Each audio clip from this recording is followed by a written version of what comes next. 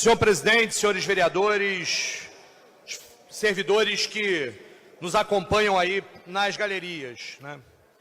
Eu acho que nós temos, nesse momento, oportunidade, eu quero começar concordando, que nós temos oportunidade de corrigir alguns importantes erros que ocorreram quando da votação do plano de carreira dos professores e demais profissionais da educação do município do Rio de Janeiro, lá em 2013.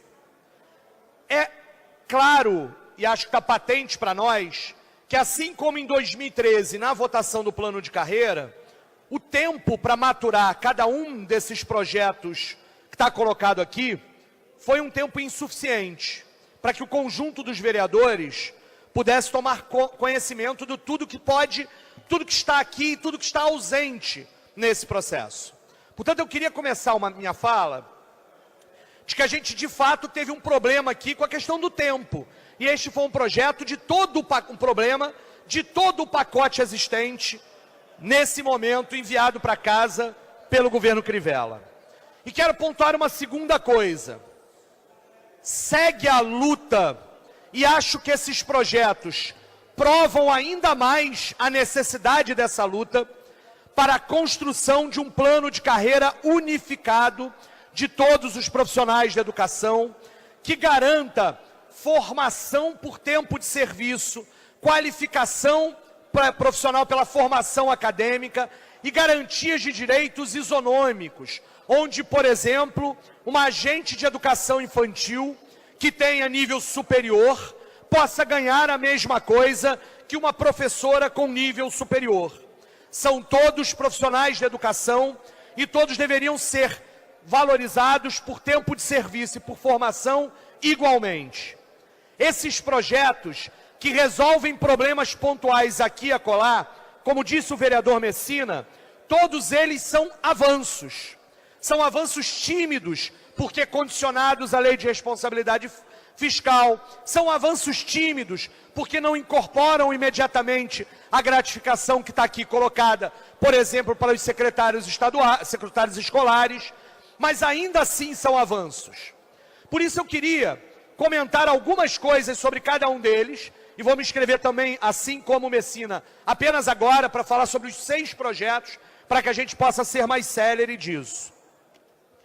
Os projetos 588 e 594 estão associados, eles estão com números distantes, mas eles são associados. Eles são fundamentais para que o diretor de escola, que tem uma segunda matrícula, possa exercer o seu cargo de direção em condições minimamente razoáveis. Porque ele vai poder trazer a sua segunda matrícula para a mesma escola da direção, e como ele é reconhecido como magistério, ele terá ainda a aposentadoria especial. Esse projeto está correto.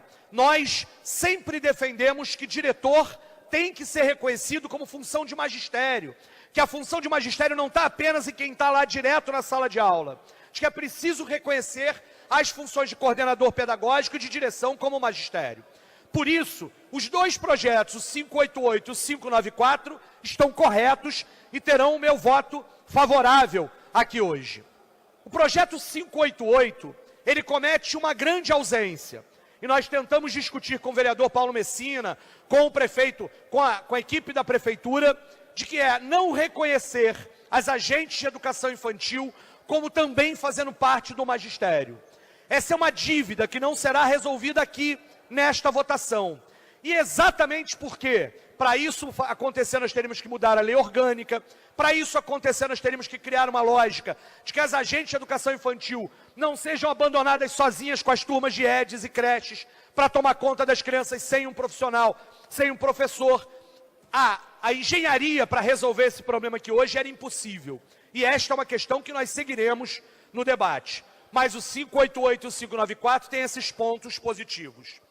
O 589 é o projeto para o qual nosso mandato e a Comissão de Educação e uma série de outros vereadores, a bancada do PSOL, apresentou o maior número de emendas. E eu queria chamar a atenção dos senhores para essas emendas, embora eu não saiba ainda o número delas. Na hora do encaminhamento eu só digo qual é qual. Um conjunto de emendas diz o seguinte: o que esse projeto corrige? Ele corrige o fato de que um professor 40 horas hoje na rede municipal tem mais direitos do que um professor 16 horas e 22 horas ou 30 horas. Que direitos a mais ele tem? De enquadrar a sua pós-graduação lato sensu, seu doutorado ou pós-doutorado.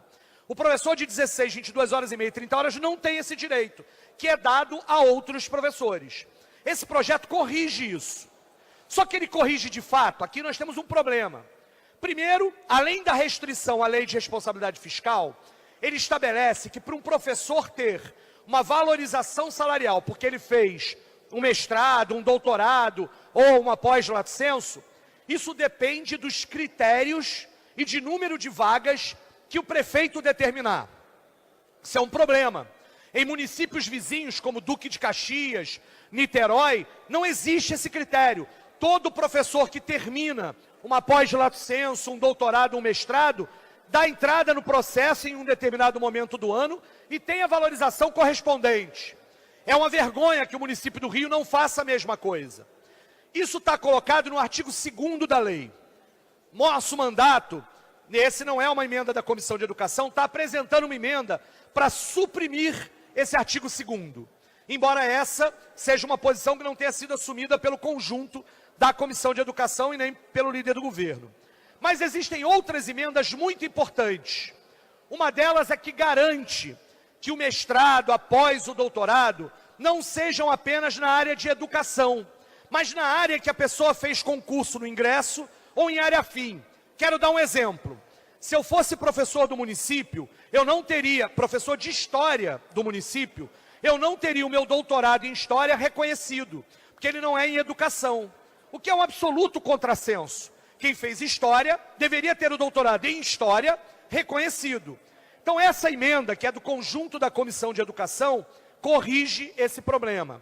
Um outro problema, estender para os aposentados os mesmos direitos. Há uma emenda que corrige esse problema. E um terceiro, projeto de lei enviado à Câmara, esqueceu que não havia tabelas exatamente para esses de 16 horas, 22 horas e 30 horas. Nós estamos corrigindo para que as tabelas sejam construídas no mesmo lugar. E por fim, uma última emenda, que é aquela que obriga que o município apresente esses critérios e essas vagas em até 6 meses. Essa emenda não está subscrita por mim, mas ela é mais uma emenda que estará presente no debate disso, para que não fique a critério do governo protelar e evitar que esses critérios e vagas sejam definitivamente estabelecidos. Esse era o projeto com mais emendas, prometo que já estou acabando. Mas o projeto 590, ele fala dos secretários escolares. E ele é muito importante, porque ele reconhece o direito desses secretários escolares incorporarem uma gratificação. Sei que neste caso o vereador Fernando William, por exemplo, logo perguntará, aumenta a despesa? Nesse caso não, Fernando, por quê? Porque o triênio, todos os outros benefícios já estão calculados sobre essa gratificação. A única coisa que está fazendo é que este secretário agora possa levar a gratificação para a aposentadoria, que até então ele não levava. Este é o detalhe nesse momento. E por quê? Quais são as condições que a gente está estabelecendo que ele possa incorporar? Que ele tenha recebido essa gratificação por 80 meses, por 6 anos. O projeto original vinha criando muitas restrições. Nós tiramos várias delas, para que essa incorporação seja de fato. Aqui também há uma emenda importante, que é o seguinte, no projeto e na emenda. Hoje o secretário escolar, se ele passar mal, se ele tiver uma licença médica, ele perde essa gratificação.